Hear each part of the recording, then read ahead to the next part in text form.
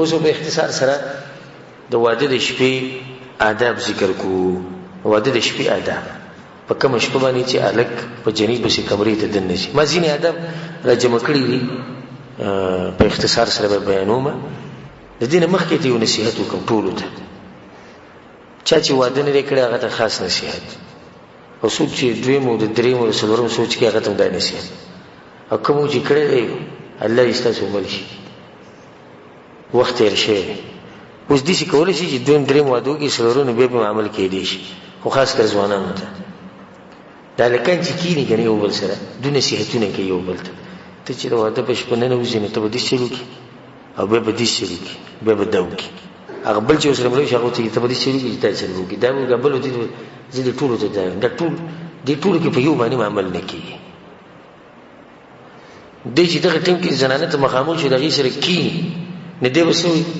چې هغه پلاني ماته ویلي چې ته به دا چل کوې دا چل کوې، هغه پلاني ماته ویلي چې ته به دا چل کوې، هغه پلاني ماته ویلي چې ته به دا چل کوې، پلاني ماته ویلي چې ته به دا چل کوې. دا نصیحتونه کوم ځای کې به دغه ټیم کې په کار راځي؟ یو هم په کار نه راځي.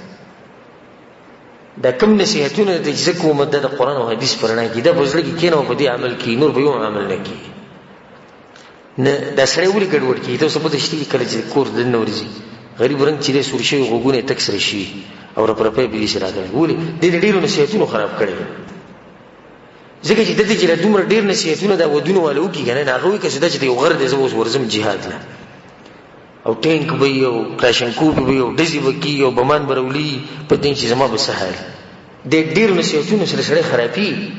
نه صرف مختصر قرآن او حدیث کې شریعت کې چې کوم نصیحتونه راغلي په هغې عمل کوو انشاءالله ستا ژوند مخې ته کامیاب دی. اولنی کار به دا وکړي، اولنی کار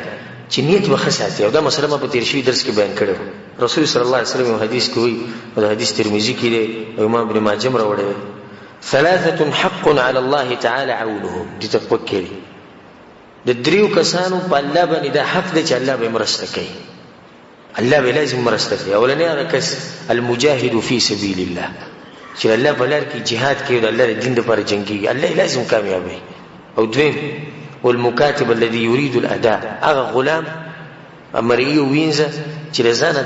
ځان ازادولو دپاره خپل باچا خپل مالک له پیسې ورکوي چې ما ازاد کړي. الله د دې سړي مرسته کوي او دله توفیق ورکوي نو دی دا پیسې بیا ادا کولی شي. او درېیم هغه سړی والناکح الذي يريد العفاف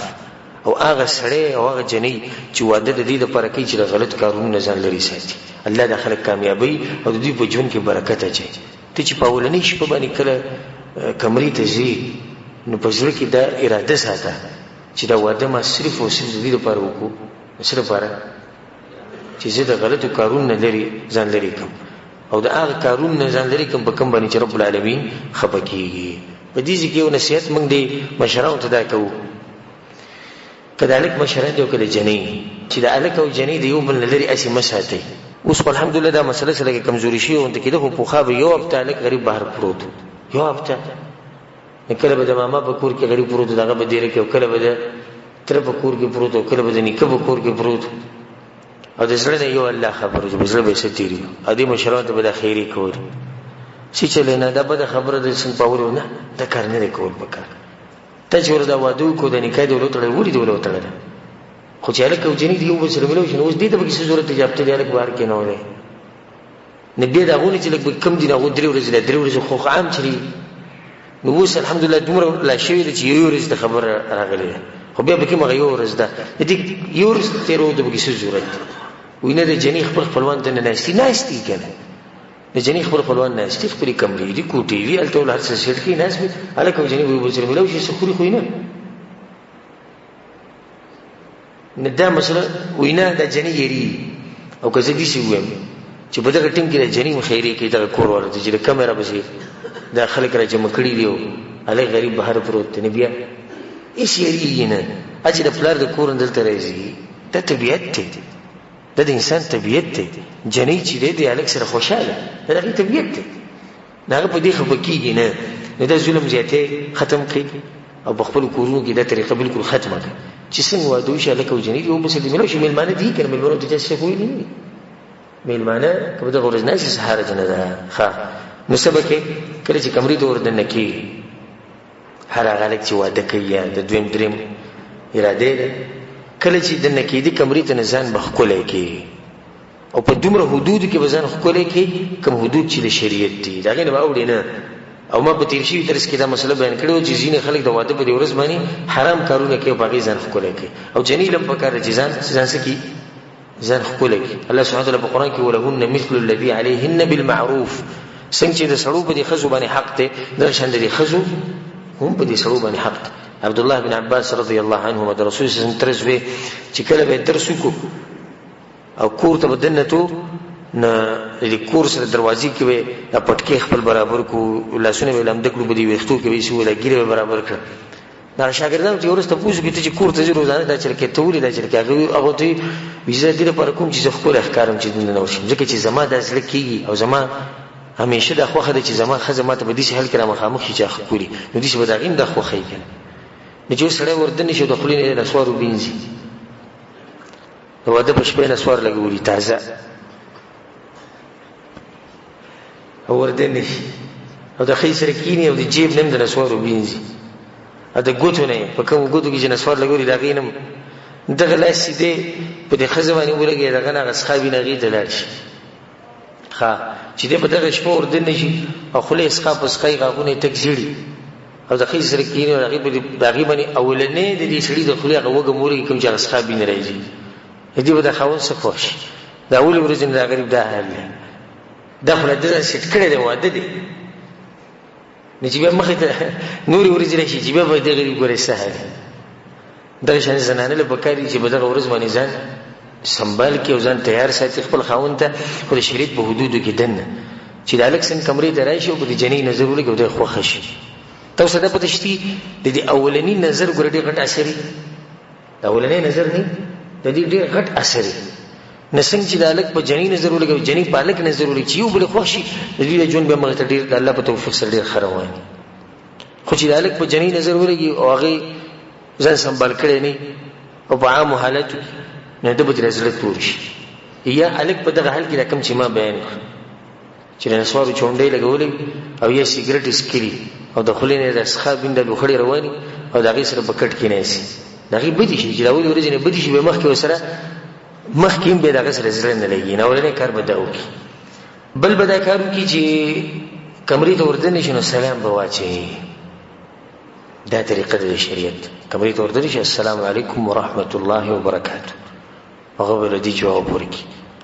ځینې خلک دا وایي جاهلان وایي په ښځه باندې څوک سلام نه اچي ځکه چې سړی کمزوری ښکاري، خو رسول صلی الله علیه وسلم وایي زمونږ پیغمبر چې د غیرتیانو غیرتي دی او په هغې چې څومره غیرت نور له په چا کې نشته. د الله نه وروسته غیرتي انسان او په مخلوقاتو کې غیرتي مخلوق هغه څوک دی؟ رسول صلی الله علیه وسلم. هغه وایي افشو السلام، سلام خور کړي، خور یې کوي. که د واده په شپې او که نور ورځې به کور ته ځې کار دې سلام واچوه. ته چې وردنه شوې ته ووایې السلام علیکم، دې سلام څه مطلب دی؟ سلامتیا دې پته نو دې ښځې له دې یو امان ورکړو چې ما نه یېرېږه، ته په سلامتیا کې زما د طرف نه، او الله به ستا په دې واده کې برکت واچوي چې ته شروعات ګوره په یو شریعت په کار باندې دې وکړو. نو چې کله دننه ورشي نو اول به ده وایي چې السلام علیکم ورحمت الله وبرکاته، بیا به د دې ښځې سره په ارام کښېني. رسول صلی الله علیه وسلم په یو حدیث کې روایت کې راځي چې تاسو کې دې څوک د واده په شپه باندې د زناورو په شان کورواله نه کوي چې بس کمرې ته ورښکاره کېږي او ځان یې زناور جوړ کړی، نه، ته به کښېني د ښځې سره، د ځان نه به نادیده نه جوړوي چې څنګه وردن شو ډایرکټ بس کورواله شروع شي. ته به سلام واچې د ښځې سره به ښه په ارام کښېني، ښه په ښکلې طریقې سره، او د هغې سره به خوږې خبرې شروع کړي. او غوره طریقه به دی که په دغه ورځ ته ځان سره څه خواږه څه ویسي په جیب کې یا په کمره کې د بیوزي کې یخودي، او بیا دا په دغه ورځ په دغه شپه باندې هغې له په خپلو لاسونو په خوله کې ورکړي څه خوند به کوي. او دا ښځه به د دې سړي نه څومره متاثره شي. تاسو وایئ چې متاثره به شي که نه؟ غلي ناستې لکه دا مسله چې چا سره شوي نه، غالبا خو ټولو ودونه کړي دي. د دې ښځې به څومره د دې زړه کې به د دې خاوند دپاره یو ځای چې دی د اول راتلو سره ګوره ما په خوله کې دا مټۍ راکړه، دا چاکلیټ یې راکړو، خو نو دا به وایي چې دا خاوند خو به په روان مستقبل کې خو ما ډېر ښه ساتي، یو اثر به وشي. ښه جنۍ له هم پکار چې یو هدیې یو ګفټ یې ښودی چې هلک کله کمرې ته راشي خبرې اترې شروع شي، دا ول هم د خپل طرف نه څه شی ورکړي، هغه هم څه خوشحاله شي. بیا ورو ورو دا غي سره خبري شروع کی او دلیل ګوره په دې مسله باندې دا دی حدیث د اسماء بنت یزید رضی الله عنها هغه چې قینت عائشه رضی الله عنها لرسول الله صلی الله علیه وسلم رسول الله سم چې کوم شپه باندې عائشه نه بسیتو نو ما تیار کړی و عائشه نه ما تیار کړی و او رسول الله سم ته می تیار کینولې و نو رسول الله سم راغی دغه په خوا کې کیناست او بیا یې سجرو کو رسول الله سم ملوخه ورکو د پیو نو رسول الله سم پیو وسکو او به په خپل لاسونو غیله ورکو چاله ورکو عائشه رضی الله عنها نو هغه خپل سر دي چې کته کو شرمېده ځان په دغه ورش په باندې جره شرمېږي نو یزو ته قار شو او زه ته قار شو مو دي چې ګور رسول الله سم د لوخنی ولې ته چې سر دې کوزنی ولې بیا هغه لوخه واغستو هغه پیو وسکو او در رواني چې څومره مسلې زه اوس بیانوم کنه په دې کې بدانه وایي چې په دې کې خو شرم او حیا او په مجلس او دا حدیث ته چا دی د رسول صلی الله علیه وسلم دا زموږ شریعت دی او کدا مسلې ما واضح کړي ان شاء الله زموږ د شریعت نه مجاهد ختم شي چې څو پوری دا پټي نو یې سنت کی او دا کومې طریقې چې د زخم کې بدی د عمل کو ان شاء الله واده به کامیاب واده نه ته وسې جوړو کې اول به د خزل سور کې بیا به د سره آرام کینی په دغه سره خوږی د مینې محبت خبرې شروع دي چې نه تکینو په نصیحتونو سره شي زموږ د خلکو یو رواج جوړ شوی د مشرانو نه روان دي چې کینی بس د تقریر شروع کی زما د مور پلار به خیر ساتي زما د ورونو خیر ساتي زما تر زمون نه جی ماما زمون نه جی کاکا زمون نه جی دا صحیح ده نصیحتونه ته کوم دا نه نصیحتونه مکو حساب وکړه نوی دا نوی جنیدا عمر به کمی یریږي لکه روغ پیدا کینو سره خبرام خوږی خبري شروع کړه دا ول د تقریر شروع نو دا غي سره خبرام کینی بیا د دیناستي او طریقې مثال کې تاسو سره کیناستي مرور په دې خبرو کې ته دغه پلاس مایلاس کی دغه پلاس مایلاس کې دې سره هغه مینه محبت هغه کم ماحول چې دغه خزيتي او دا خزه به هم په دغه کې شي چې زما د خوند په ما مینده او بل د چاګې ته بتړي سنجیده سره ښکار شي ته سنجیده خو چې کله د تکینی اول خو بغیر سلام نه وردن نشي چې څنګه وردن نشي نه دا بکې نشي چې خواږه سره دی خزي لور کی دا بکې نشي بس خې سره بکینی ته د شکارو کې چې زما د مور پلار به ډېر سخت عزت کوي خو دا غو عزت دی ونه کو نو زبر سره دي شالو کوم چې سره کړه نه به د کور کې به دي زینی او طلاق کړي به مې دا واده ولني شپې ته ګورو ته کې طلاق خبرې کې او زبر دی و او زبر دا کوم دې څه ته ضرورت سره دا غي څه ته خوږی خبرې شروع کې په خطرې قوانین بیا رسول صلی الله علیه وسلم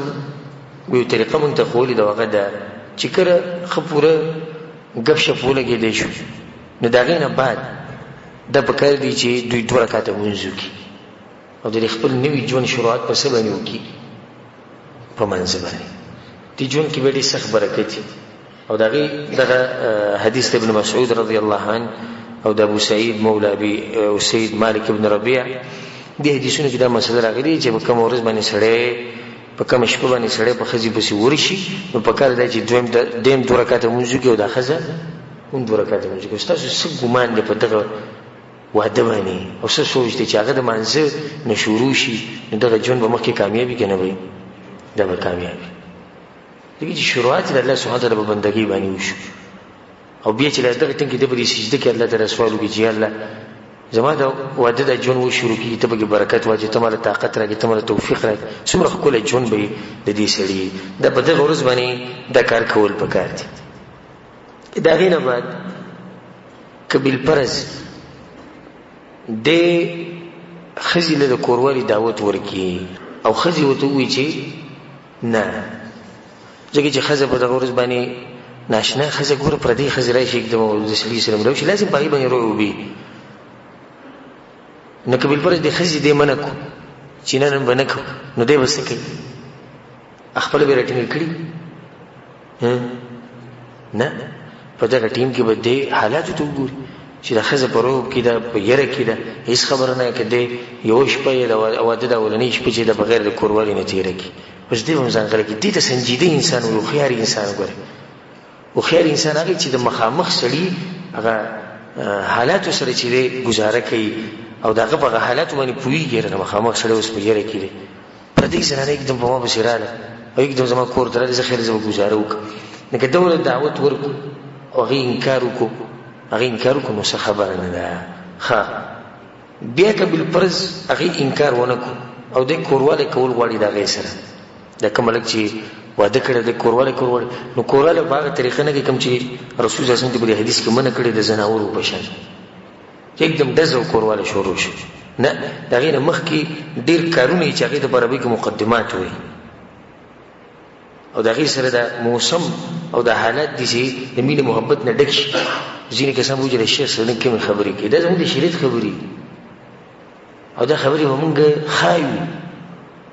علما چې دي علما د دې امت دپاره داسې وي لکه پلار چې د زوی لپاره نو دا پلار بچي ته هغه خبرې ښیي په کوم کې چې د بچي فایدې ښیي ورته که نه ښیي ورته دغه شان د علما د امت ته دا مسلې ښیي په دې باندې کتابونه لیکلی شوي رساول پرې موږ نه خو زموږ په دې معاشره کې خلک مولوي صاحب دې خبرو ته نه پرېږدي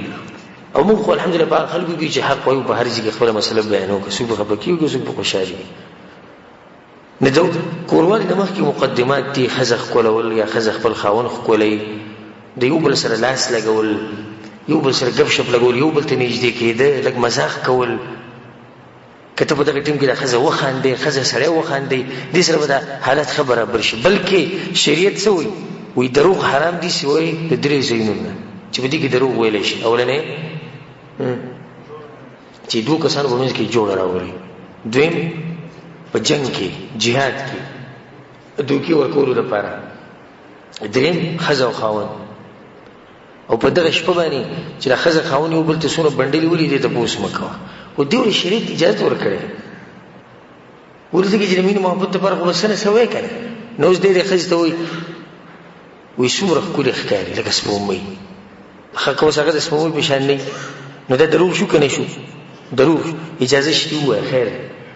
خیر خدیو ته دا وایي څومره تا سره خو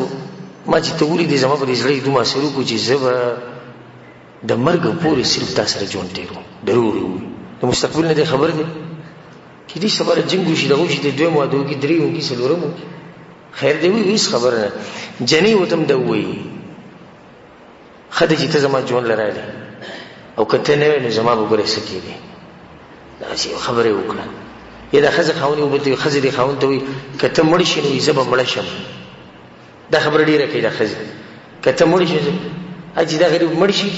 چې ډېرې پرې مینې وي څلور میاشتې لس ورځې پسې خفه بیا وروسته وایي ښه ده چې دغه مړ شو بخیل انسان او زه یې ځان له پوزې له راوستې وم نو بیا خبره چې شوه هغه کومه چې مخکې کوله چې که ته مړ شي زه به مړه شم ښه دا خاوند اکثر دې ښځې ته وایي ستا دپاره خو زما سر قربان دی سر وغواړه سر به درله درکړم په پلیټ کې امید چې کټ کړی در وایي نو هغو ته به ووایي 10 روپۍ راکړه په 10 روپو باندې هغه به داسې بېعزته کړي او قار کړي نو تا خو ته د واده په شپه باندې وایي چې سر درې درکو نه د دې قسمه خبرو شریعت اجازت ورکړی ولې شریعت ته هم دې مسلې پته دی چې رب العالمین یو حکیم ذات دی هغه ته پته دی چې د ښځې خاوند په منځ کې چې مینه محبت کې راځي موجود یو بل سره دا خبرې اترې کوي نو په دغه ورځ باندې به دا خبرې اترې وکړي او بیا به ورو ورو یو بل ښکلی یو بل سره لاس لګول یو بل ته نږدې کېده د هغې نه بعد به د کوروالي د درجې ته یا دغه مرحلې ته به اوړي رسول صلی الله علیه وسلم په یو حدیث کې وایي چې کله تاسو کې یو سړی کوروالی کوي نه هغه به یو دوه دواګانې ووایي اولنۍ دوا دا ده چې د دې ښځې په دې تندي باندې به لاس کېږي او دا دوا به وایي چې اللهم اني اسألك من خیرها وخیر ما جبلتها علیه واعوذ بک من شرها ومن شر ما جبلتها علیه الله زه ستا نه د دې زنانه خیر غواړم او په دې کې چې تا کوم خیر اچولی او د هغه شر نه پناهي غواړم پناهي نیسم په تا پورې کوم شر چې په دې زنانه کې دی او کوم شر چې په دې کې تا اچولی یاره دې به فطرت کې پروت دی نو ګوره څومره ښکلې دوا ده چې زه د دې خیر صرف غواړم بس دې کې چې کوم شر دی هغه نه غواړم دا دوا به ووایي او زه دواګانې یادې کړي او دویم چې کله کوروالی شروع کوي نو په دغه ټیم کې به دا ووایي بسم الله اللهم جنبنا الشیطان وجنب الشیطان ما رزقتنا ای الله شیطان زموږ نه لرې ساته او د دې میلاوېدو د لاسه چې به کوم ماشوم ته موږ له راکوې نو هغه هم د شیطان نه لرې ساته او شیطان دغه لري ساتي. رسول الله سم وی ک دوی له الله بچي ورکو نو شیطان دغه بچی له نقصان نشي ورکول. څومره غټه فائدې د معمولی ورغه ته کې دوا ده. دا دوا چې دی وي نو به چې ستا کوم اولاد کی هغه اولاد به د شیطان نسی د شیطان او په حفاظت کې دغه نه به محفوظي. دغه نه بعد بیا خزه خاوند یو بل سره کورواله کوي. نو کورواله د خزي سره کورواله کول دا په دوه قسمه، یو حرام دی یو جایز دی. او جایز هغه دی چې وسړی د خپل خزي سره د قبول د طرف نه د مخې د طرف نه کورواله کوي که په هر طریقې کوي، که په هر طریقې کوي، د هر ټکی په کې وي، نور تفصیل ته ضرورت نشته. که په هر طریقې کې په دلیل سره الله وی نساؤکم حرث لكم فاتوا حرثكم ان شئتم. دا خزي ستاسو فصل له خپل فصل له چې څنګه راځي ولا ځکه ماته اوس تکسات مخکوي چې څوک بدانوي چې شیخ صدا مسلوري بیان الله ګوره دا خبره کوي رب العالمین وي خزي ستاسو فصل له فصل له چې څنګه راځي ولا نه کدی د شاده طرف راځي. د شاده طرف نه ګوره مطلب دا نه چې د دبور کې کورواله کوي، د شاده طرف نه کورواله کوي خو مخې ته کوي یا د مخې طرف نه کوي یا په بل څه طریقه کوي. په ولاړه ناس ته چې کومه طریقه د جایز ته په شریعت کې. او په کې وته د عبد الله بن عباس رضی الله عنه یو روایت ویما په کې د دې چې عبد الله بن عباس وی چې کان هذا الحي من الانصار، د انصار ولا قبيله ولا خلک چې د مدینه ولا هم اهل وثن، ته د بوتانو عبادت وکاو او د دوی سره د يهود بوسیدو او د اهل کتاب. نو د اهل کتاب په ځان په دوی باندې غوړه غنولې ځکه دا سره کتاب. نو ډېر مسلې به د انصارو د چانه زده کولې، د يهودو نه زده کول. او يهودو کې دا مسله وا چې هغه به د خې سره کورواله په دې طرف باندې کو، په دې سیډ باندې وکاو، یعنی د خزي باغ طرف ته مخو او شړې به سره کورواله کوي. وایي چې دې کې خزه پټي خزم پټي او سړی چې دې خکاری نه اخزي ده. نو دغه طریقه د انصارو اجده کړی و. او د مدینې د مکې نه چې کوم صحابه نو هغه کې دا طریقه نه و، بلکې هغه په هر طریقه باندې خپل خزي سره کورواله کوي. کله چې انصار د دینه خبر شو نو هغه ته خبر ډیر غټه ښکاری شو، خاطر شو د خو سره دې کورواله کوي، تاسو د طریقم کوي دام کوي. نو رسول صلی الله علیه وسلم دا مسله لاړه څنګه رسول صلی الله علیه وسلم دا مسله لاړه الله سبحانه وتعالى د آیتونو نازل کړو نساؤکم حرث لكم فاتوا حرثكم ان شئتم. د خپل فصل لږ څنګه راځي مطلب دی چې د چا د خبرې مرسته الله وکړه، د مهاجرینو د خبرې مرسته وکړه، د انصارو په خبره باندې رد وکړو. خا په دې کې یو مسله ده چې د هغې مبارک ډېر تپوس کی او د تپوس نه مخکې ته بیانوم نو شکر وباسي چې مسله د دې واضحه شو. یو دا ده چې خزه خاوند د یو بل عورت له لاس وړلی شي او که نه، نو دې کې هېڅ حرج نشته، بالکل وړلی شي. خزه او خاوند له الله اجازت ورکړی دی چې د یو بل نه څنګه پیدا او خون اخیستی شي واخلي، سوای د هغه کارونه کوم چې شریعت ونه کړي د هغه مخکې را روان دي. د خون اخیستو طریقه دا ده چې سړی د ښځې عورت ته لاس وړلي او ښځه چې د سړي عورت ته لاس وړلي، نه دا جایز دي. یا د دې تپوس کېږي مثال کې د زنانه په سینه باندې لاس ایښوده، د دې ځینې کسان د غټ جرم ښکاري، غټ جرم ورته ښکاري، حالانکه شریعت د دې نه منع نه کړی، بلکې دا سړی د دغه زینه خون او مزي اغستی شي. او څنګه چې دا سړی د دغه زینه خون او مزي اخلي، دغه شان د ښځې ته هم خون او مزي دا ورته میلاویږي د دې کار د لاسه، نو دا هم جایز دي. ځینې کسان دا مسله بیانوي چې ښځې ته لغړ نشي کتی او ښځه خاوند ته نشي کتی کله چې هغه لغړي. دا مسله کمزوري ده، او بلکې ځینې خلک به دا دلیل ورکوي څه نقصان یې څه دی، بچی ړانده پیدا کېږي او دا ښځه خاوند هم ړندېږي، الله پرې دغه مرض بیا راولي. او دا کمزوري خبره. ښځه خاوند چې د یو بل نه خون اخلي په هره طریقه اخیستی شي، او د خون د اخیستو طریقه دا ده چې سړی ښځې ته داسې وګوري. او کله چې هغه صحابي د رسول صلی الله علیه وسلم تپوس وکړي یا رسول الله زه خپل عورت د چا نه پټ ساتم، رسول صلی الله علیه وسلم د ټولو نه پټ ساته الا من زوجتک، سوای د خپل ښځې نه هغې ته ښکاره کولی شي. څه په اجازت دی، صفا اجازه ورکړه رسول صلی الله علیه وسلم. نو خزه خاون کې یو بل ته عورت ښکاري کی او یو بل ته بالکل لغړ ګوري لکه څنګه چې الله د مور د خېټې نه راويستو جایز دي. دلته دوه مسلې په دې کې د نړۍ چې کپڑے موشته شي ټوري او دویم د چې یو بل ته کته شي. دا اوسو مسلې دي چې د عوامو په دې ځل کې پرتی خو تاسو نشي کولای. او زم خیر دی تاسو کوي خود ادب په طریقې او تاسو د علماو نه کوي چې تعبیر یو دي چې ادبناک کوندګي او د علماو نه د تاسو نه کې حرج نشته. و چې سړی د مثال کې موږ دي شي وای او کیدی چې دي شي په من کې چې د واده مثال کې شل ډیر شکل شي او د دې مسلې نه خبر نه او سره به دنه خورو چې دې مسلې چې د اجازه تو نه خبر وي کړي دې اجازه تو نه خبر او دغه اجازه وو خو د چې تاسو د چې تاسو نه او که تاسو کړي دی جاهل نه کړي نه وته ویلي چې دا مسله خو شي چې خزه خاوني وبلته نشي کته او نه بداري چې جامع کپڑے به وباسي نه دا مسله چې دا کمزوري مسله ده. خا دویم کورواله د خزي سره جګه حرام دي. دغه یو څو صورتونه دي او هغه ده اولنې شکل دغه ده چې د خزي سره د دبور د طرف نه کورواله کول او دینه من راغلی د رسول صلی الله علیه حدیث کې ملعون من اتى امراه في دبرها. هغه شی ملعون دی او لعنت پیدا کوم سره چې د خزي سره د شاده طرف نه کورواله کوي. او ډاکټران اوس په دې باندې یو دغه کړی دی سرچ به کړی او په دې کې هغه بشمار نقصانات راوستي چې کله خزه چې کله خاوند د خزي سره د دبر د طرف نه کورواله کوي. رب العالمین چې یو شی حرام کړي اسینه حرام هغه د مخلوق پیدا کړی د وخت خبر ده چې دوی ته پس کې نقصان دی او پس کې فائدہ ده. نو په کوم کې چې ته نقصان نه بای کول اجازه ورکو او په کوم کې چې ته نقصان نه شي وي دا حرام دي. نو دبور کې کورواله کول حرام دي. نور د دبور نه هر قسمه مزي غسته ده د جایز دي.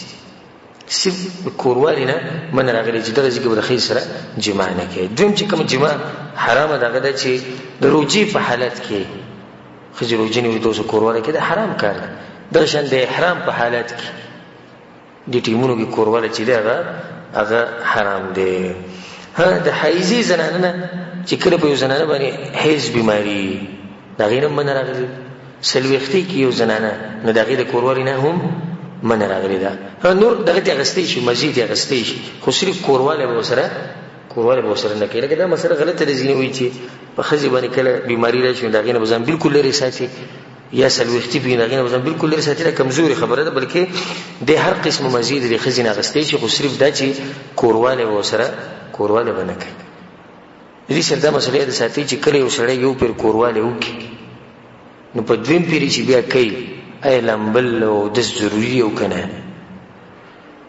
داغه مخکې دا مسله ساتي چې په اولنۍ ورځ باندې دومره کورواله هم کول نه په کار چې جنې ته به نقصان ورسي یې په لکه نقصان ورسي. د ځینې الکان اول پر ول دغه نعمت الله ورکینه غ نعمت په ډیر خو ګولې د دې سره چې دی الکتم نقصان ملوي او د جنې ته هم نقصان ملوي حدودو کې دنه چې ته پته ولګي. اوس کې دې چې تا کې طاقت دی جنې کې طاقت نه دغه لحاظ وکړه بلکې مو خدا وي چې قبل پرز د خزم منه کی چې نن ما سره کورواله مکه او یریږي نو دې خاون له پکاره چې غلي شي بس اصله زه غوښنه چې په اول شپه باندې بسړی کورواله کې ډېر پیری وکړي. نو مثلا موږ دا بیانول چې په منځ کې وسکه یو شړی یو پر کورواله کو په دویم پر کوي نو په دې منځ کې وسکه د دې درې درجې د ټولو غوړه درجه لري چې غسل وکړي. غسل دیو کی او بیا دې به دې واپس کله غسل نشي کولای غسل وته ګران نه دویمه درجه ده چې سبا کوي او د سو بچاردان. رسول صلی الله علیه وسلم په حدیث کې وایي چې کله انسان په دې منځ کې چاردام کی او به په دویم پر چې د کورواله کې رسول صلی الله علیه وسلم وایي چې فإنه انشط للعود. د دې سره د انسان کې تازگی پیدا کیږي. د سړي کې څه پیدا شي؟ تازگی. او د جنې کې تازگی پیدا شي. د دویمه درجه ده. او قبل فرض نه ولم بي او نه غسل وکي نه ولم بي او نه چاردام وکي نه بیا به څه ګناه نشتی. دا کار جایز دی. خو غوړه طریقه ده چې غسل وکي که غسل نشي کولای چاردام دی وکړي او که چاردام هم نه کوي نو ګناهګارېږي نه، خو غوره طریقه یې څه کړه؟ غوره طریقه یې پرېښوده. دلته دا مسله یاد ساتئ چې دا ځینې کسان بیا دا چل کوي چې سحر راپاسي او دا د بغیرتوب غټه نښه ده، الله یې ته موږ لرې ساتي. سحر چې راپاسي نو بیا د خپلو ملګرو سره کېري، ما خو دومره پیرې پرون کورواله وم، هغه نور ورته هم داسې قصې اوري، مزې اخلي د حرامو خبرونه، دا خو دې ډېر تکړه و، دا خو دې دې شو د دې شو، دا طریقه مې وکړه، دغه طریقه ښځې راته دا وایي، ما ورته دا وایي. اعوذ بالله، دا د بېغیرتوب غټه نښه ده چې سړی د خپلې ښځې حالات بهر بیانوي. ما ورسره دا چلوک، ما ورسره دغه چلوک. ښه دې قصه کوي، دې قصه کوي او د دې ملګرو سوچ کم طرف ته تللی، دغه ښځې مبارکې سوچ کوي او ښځه بیا سړو ته چې دا خبرې کوي، خاوند راته دا وایي، ما ورته دا وایي، نو ښځه هغو ته قصې کوي او هغو د چا سوچ کوي؟ هغو دغه سړي سوچ کوي. دې د راسره کورونه تباه شي. رسول صلی الله علیه وسلم دې قسم خلکو مبارکې سخت وعید بیان کړی دی او دا ویلي چې دا یو شیطان د شیطان سره میلاو شو، نو وي ساري خپله خبره وکړه. څه ضرورت دی چې انسان د واده د شپې خپل حالات بیانوي او زما ښځې ما ته دا ووایي او ما ورته دا وایي؟ دا څوک بهر نه بیانوي. اوس یو سړی ډاکټر پسې ورغی، یو عالم سره کېناست او خپله یو مسله بیانوي، دې کې هېڅ حرج نشته، خو هسې ملګرو ته دا قسمه خبرې کول، هغو ته فایده اخلي او د ځان نه بغیرت جوړ کړي، دا حرام کار دی. سهار چې کله دی راپاسي نو د غسل دا مسله ده. نو د غسل مسله په اختصار سره دا ده چې غسل واجبېږي کله چې د انسان د سړي دا ذکر د ښځې په دې فرج کې دننه لاړ شي، چې څنګه لاړ بس، که معمولي سر لاړ که پوره ذکر لاړ. ډېر عوام ګوره په دې مسله نه دي پوه، هغه وایي چې کله مني وځي نه انسان باندې غسل واجبېږي. نه، په مني وتو سره غسل واجبېږي، بلکې ښځه او سړی چې کوروالی کوي چې د دوی هغه عورتونه د یو بل سره میلاو شي، صرف هسې میلاو نه چې کله د سړي دا ذکر د زنانه په فرج کې لاړ بس دوی باندې غسل څه شو؟ غسل واجب شو. رسول صلی الله علیه وسلم اذا جاوز الختان الختان فقد وجب الغسل، فقد وجب الغسل. دلته اوس مسله دا ده چې ښځه او خاوند چې سهار راپاسي نو غسل کول پکار دي. ښکلې طریقه د غسل دا وښیم، پکار دی چې ښځه او خاوند یو ځای غسل وکړي، د دې سره به مینه محبت څه شي؟ ابه ښه زیات شي. او د عائشې رضی الله عنها حدیث دی چې كنت اغتسل انا ورسول الله صلی الله علیه وسلم من اناء بیني وبینه واحد تختلف ايدينا فيه فيبادرني حتى اقول دع لي دع لي. وی کله چې به موږ سهار راپاسي نو د جنابت غسل به موږ کوو، نو ما او رسول سم به د یو لوښي نه غسل کوو چې لوښی به زموږ په منځ کې پروت و، دغه یو لوښي نه به موږ غسل کوو، موږ به ګیا لاسونه وهل، ما به رسول سم ته ما ته پرېږده، هغه به ما ته پرېږدي، یو بل سره مزاح کوو. نو دا غسل کې سړی په دې طریقه وکړي، ښځه خاوند به که دغه ټایم کې دوی د غړو یو بل ته ګوري، څه حرج نشته. هغه مسله موږ سره مخکې تېره شوه. نو دې سره به د دوی په منځ کې مینه محبت څه شي؟ مینه محبت به ښه زیات شي. په دې چې ودرو که نور مخکې به بیان کوو، که لږ ټایم را کوو، یو څو مسلې دي بیان یې کړو که نه. دې ته خو ډېر دا ځوانان چې کوم دي هسې ځان غلی کړی، ښه ورته خوشحاله، او که یو ګنټې مې نور هم بیان وکړو نو دا بیان به ډېر خوږ لګي. او دا نورې مسلې که موږ چېرته لږې اوږدې کړو نو شیخ صاحب نن بیان وکړو، ښه ډېر اوږد بیان وکړو، موږ سهار کار له ځو، موږ مزدورۍ له ځو، دغې له ځو، او دې ته ښه خوشحاله ناست. او هغه غریبانان چې کوم دي کوم چې ودونه کړي دي هغه اوس خپل زړه خوري. نو زړه مه خورئ، تاسو د دویم واده وکړئ، درېیم وکړئ، څلورم وکړئ، الله تاسو له طاقت درکړي. که عدل او انصاف کولی شئ او طاقت ته به کېږي، د سبا نه بل واده وکړه. او که نه طاقت ته سره نه وي نو موږ به سوال کوو الله ته، او ته هم سوال کوو چې الله موږ له طاقت راکړي چې دویم درېیم څلورم واده وکړو. او کوم چې ځوانان دي نو هغو ته موقع پرته ده. ښه دا خبره موږ بار بار کوو چې د ښځې سره ګپ شپ لګول، اخاندول، هغې سره ټوغې کول دا یو ښه طریقه ده. او په دې کې ځان سپک مه ګڼه. لکه مثال اوس ته کمرې ته دننه راغلې او ښځه ناسته ده، تا ورله په دې سترګو باندې لاسونه کېښودو، یو قسمه مزاح، یو قسمه ګپ شپ. نو هر انسان ته دا قسمه طریقې معلومې دي. ګوره کله چې جابر بن عبدالله رضی الله عنه واده وکړو نو راغی رسول صلی الله علیه وسلم، یا رسول الله ما واده وکړو، د هغه خویندې وې ډېرې او ورورې نه و، او پلار یې په غزوه احد کې شهید شوی، او د هغه سړي پلار، د هغه سړي زوی دی چې هغه سره رب العالمین خبرې په خپله کړې. نه د بیا واده وکړو چې لکه زما د خویندو حفاظت ساتي نو د یو مشر ښځې سره واده وکړو. نو رسول صلی الله علیه وسلم ورته واده دې وکړو او وایي پیغلې جنۍ سره دې وکړو که نه کونډې سره دې وکړو. یا رسول الله د مشر ښځې سره وکړو. رسول ورته فهلا بکره نوي جنۍ سره به دې واده کړی پیغلې جنۍ سره واده کړی. ولې تلاعبها وتلاعبک تا سره به یې لوبې کولې او تا به ورسره لوبې کولې ځکه ته ځوانه لکې اوس تا مشر ښځه راوستې نو سید ته خو ځوانې ته به لوبې وکړو هغه مشر یې کوم ځای کې لوبې به ورځي. په یو حدیث کې راځي رسول صلی الله علیه وسلم تضاحکها وتضاحکک ته به یې خندولې تا به خندوله که دا جنۍ کشره نو ګوره دې کې رسول صلی الله علیه وسلم یو خبره بیان کړې چې ښځه خاوند یو بل خاندوي یو بل سره مزاح کوي. زه دې ټولو کسانو ته دا نصیحت کوم د کومو چې خاص کر د کومو د بریتونه چې وینې ساسي ته خو ته زه دا وایم والله که تاسو د ژوند مزه اخیستي په الله د قسم خورم که تاسو د ژوند مزه اخیستي تاسو خو یو روټیني کار کړی روټیني دې ته روټین وایي. واده لازم دی واده یې وکړو بیا بچي پیدا کول لازم دي هغه یې وکړو خو کوم مقصد چې اصل و د دې واده نه هغو ته میلاو شو هغو ته میلاو نه شو. ښځه خاوند یو بل ته چې ګوري ښځه چې خاوند ته ګوري قار وله ورځي او خاوند چې ښځې ته ګوري قار وله ورځي صرف دغه کوي چې د شپې سملي او کوروالی وکړي او بچي پیدا شي. د دې څه مقصد شو؟ ښځه خو هغه ښځې چې ته د ورځې کار کوې په مزدورۍ کې په مکتب کې ناستې دفتر کې ناستې یا مثال کې دیاړۍ لیدلی څه کار کوې او په زړه کې د یو سوچي څه چې کور ته به کله ځم چې کور ته به کله ځم خو چې کله ته به کور کې پروت یې او دا سویشتي چې د کور ته به کله وځم او د دې بګوي نه به الله ما کله خلاصوي نو دې خو څه پیدا نه شو. د واده چې کوم اصل مقصد دی هغه میلاو نه شو. د واده اصل مقصد دا دی چې ښځه خاوند یو بل سره خوشحاله ژوند تېروي. ښه چې کله تا د ښځې سره په دې ښه طریقه ژوند تېرو مذاق دې ورسره کوو خوشحاله دې ساتل نو د دې سترګې به همیشه په کوم ځای په کور کې په دروازه وي چې کله به هلک راځي. او یو دغه طریقه ده کومه چې عامه روانه ده نو بیا دا ښځه دا سوال کوي چې یا الله بېروزګاره کوی د سره ما ځکه چې په دې باندې ځان یو بوج پروت دي چې دا خاوند په دې کور کې پروت خبرې هغه نه کوي ګپ شپ هغه نه لګوي نورې څه پیسې هغه نه کوي خو دغه پروت دی او دا ورله ډوډۍ وړي غریب او دا ورله کپړې وینځي او دا ورسره خدمت کوي او هغه دغه شان چې بد ګوري کړه مخ دې سره کوي چې ولې ګپ شپ نه لګي وي دې سره سړی لږ سپک کوي چا ویلي چې سپک کوي. رسول صلی الله علیه وسلم د خپل بیبیانو سره ګپ شپ لګولی دی مذاق به ورسره کوو هغو سره مینه محبت کوو. رسول صلی الله علیه وسلم څومره دروند سړی دی د امت سردار دی د پیغمبرانو سردار دی. بلکې حدیث کې راځي چې رسول صلی الله علیه وسلم پیر چاردام کړه او داسې کړه او منزله وتو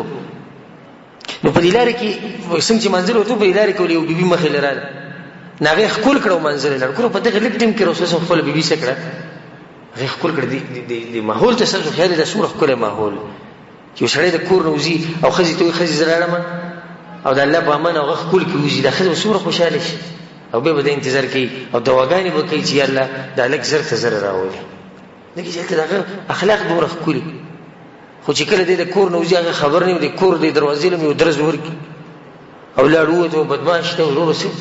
او بهر غریب چاته چرنګ نه شي کولی په کور کې به دغه کمزوري باندې بدماشي کوي دغه د کمزوري میلاو شوي ده بس په هغې باندې بدماشي کوي او ته ناسته د الله نه ویرېږي او که خپل ژوند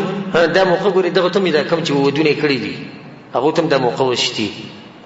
خپل ژوند په یو ښه طریقه شروع کوي او د ژوند نه مزې واخلئ. په اخره کې زما یو خاص نصیحت وی هغه هلک ته چې واده کول غواړي یا هغه جنۍ ته چې هغې واده راروان دی یا واده کېږي به هر څوک چې زما دا بیان اوري هغه ته زما دا نصیحت دی چې د واده په شپه باندې چې کله ته د جنۍ پسې کمرې ته ورشي او د جنۍ نه غلطي وشي نو هغې ته په غټ نظر مه ګوره. ولې لکه څنګه چې ته د دې شپې په باره کې سوچ کوې چې دا شپه به ګورې څنګه یې دغه شان د دې جنۍ په زړه کې هم دا سوچ پروت دی هغسې د اسمان نه راپېښېږي. دویم نصیحت زموږ دا دی چې په ځان باندې یره بلکل به نه راولي. د ځینې کسان چې کمرې ته وردنه کېږي دروازې ورځي او بیا راځي او بیا د ورور سره مشوره کوي او د ملګرو سره دا به څه طریقې او هغو ته نه ورشه او شریعت چې درته څه ویلي په هغه طریقه عمل وکړه انشاءالله په دې کې هېڅ هم نشتي ستا ژوند چې د هغه به خوشحاله دا خبره ده ته مو کوم چې د کورواله ال انسان له خون ورکی چې کړه د انسان مزاج هغه ته جوړ شوی چې کړه د انسان مزاج صحیح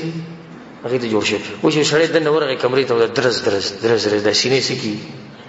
درزي او د خري سینم سکی درزي او په دغه ټینګو د کورواله شروع کو دا کورواله به دوی له خون ورکی خون ورکی بالکل پارا مطمئن خبر کینی گپ شپ ورګي وبوس کی خواږه سي وخوري دغه نه بچي گپ شپ د بچي به شروع کی دوی له کورواله هم دا بوله خون ورکی